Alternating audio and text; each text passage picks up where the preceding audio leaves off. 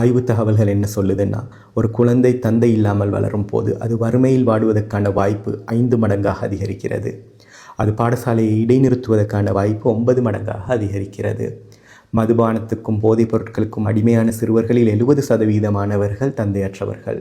Behavioural disorders நடத்தை கோளாறுகள் கொண்ட சிறுவர்களில் 85% தந்தையற்றவர்கள்.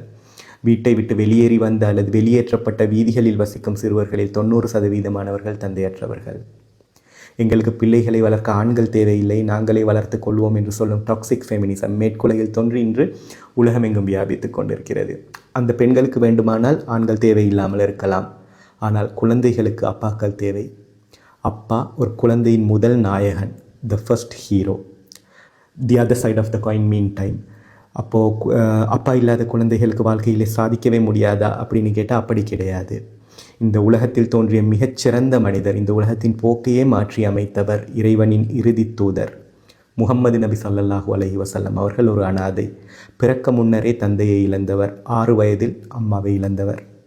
இப்படி எத்தனையோ விதிவிலக்குகள் உண்டு. நீங்கள் தந்தை இல்லாமல் வளர்வீர்களாயின் அந்த விதிவிலக்காக வளருங்கள்.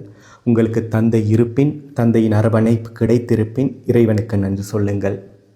உங்களுக்கு ஒரு மகன் இருப்பின் ஒரு நல்ல தந்தையாக இருக்க முயற்சி செய்யுங்கள். பொதுவாக அப்பாக்களுக்கு இன்றைய பொருளாதார சிக்கல்களோடு போராடுவதற்கே நேரம் சரியாயிடுது.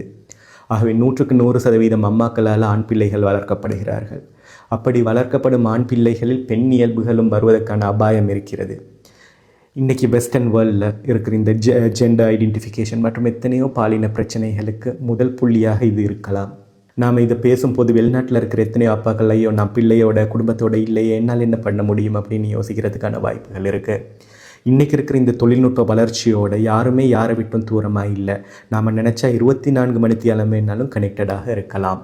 இப்போது இருவருக்கு இடையிலான தொடர்பை தீர்மானிக்கிறது ப்ரையாரிட்டிஸ் தான். நீங்கள் உலகத்தில் எந்த நாட்டில் இருந்தாலும் சரி, குறைஞ்சது ஒரு 10 நிமிஷம் உங்களோட பிள்ளைகளோட டெலிஃபோனில் கதைங்க. கடுகடுப்பான ஒரு அப்பாவாக இல்லாமல் ஒரு நல்ல நண்பனாக கதைங்க, அவங்களையும் கதைக்க விடுங்க. நீங்கள் எவ்வளோ பிஸியான ஒருவராக இருந்தாலும் பரவாயில்லை, உங்களுக்காக, உங்களோட பிள்ளைக்காக, வரப்போகிற சமுதாயத்துக்காக ஒன்றை மட்டும் செய்யுங்க. Make your children your first priority.